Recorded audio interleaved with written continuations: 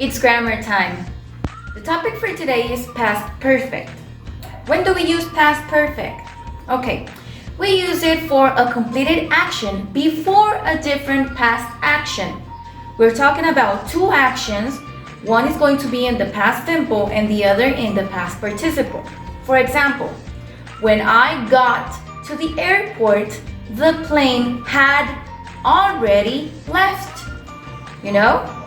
I got to the airport, that is the sentence in the past simple, and the plane had already left is in the past. We also use it to talk about a period of time before an action in the past. I had owned my house for 7 years before I sold it. Again, two actions. One is in past simple and the other in past perfect. Okay, we also use it for unreal or imaginary situations, wishes, in the past. That is called the third conditional. And finally, we use it to report speech. Okay, to make a sentence, we need to follow the structure. First, we need, the subject. We need a subject. Remember, we can use names, we can use pronouns, whatever you want. Here is the subject, is the person or the thing that is going to make the action, okay? And we're talking about the perfect tense. Remember, every time we're talking about the perfect tense, we're going to use the auxiliary verb have. In this case, is past perfect. So the auxiliary verb is going to be in past, had.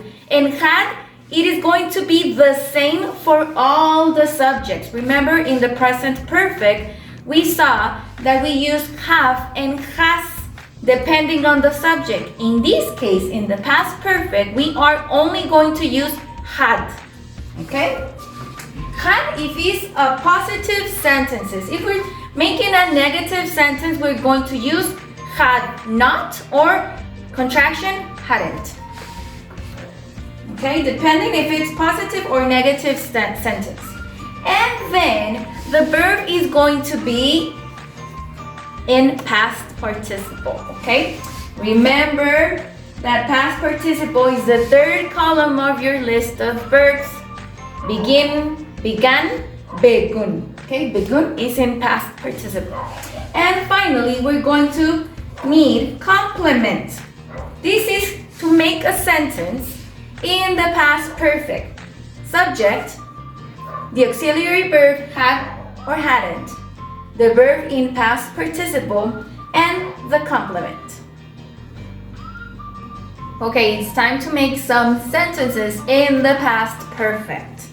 Okay, we are going to talk about John. So the subject is going to be John. Okay?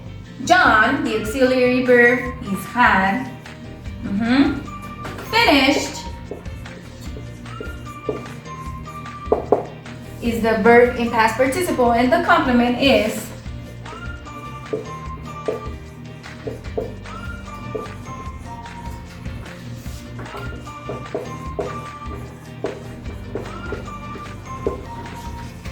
okay, so here we have a sentence in the past perfect. And it's a completed action before a different past action. So here we can identify from John to finish. This is a sentence in past participle. The sentence in past simple is the bell rang. So here we have two sentences in one. Okay, so here we can notice that we have the subject, had is the auxiliary verb, finish is the verb in past participle, the complement, when, this is the word that is going to join the two sentences. When the bell is the subject and rang is the verb. This is a sentence in past simple, and this is a positive sentence. Okay, now let's make a sentence in negative. It's the same. So it's going to be John hadn't hadn't or had not, that is the same. Remember, we can make contractions. Finished the test when the bell rang. Okay? So this is the same sentence, but this is a negative sentence, okay? So this is positive, this is negative sentence. Here you can see that is the auxiliary verb with not. You can make contractions. Again, I repeat, you can make contractions. The contraction is hadn't. John hadn't finished, okay? Now let's make it a yes/no question. First, we're going to start with the auxiliary verb, but in positive, okay? So, we're going to start with had, then the subject, John in this case. Had John finished the test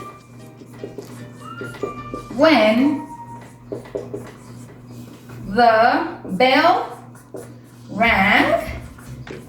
Remember, the question mark is very important, or else it's not going to be a question, okay? So, had John finished the test when the bell rang? Yes, he had, or no, he hadn't, okay? So, positive, negative, and yes, no question. Thanks for watching. See you soon. Bye-bye.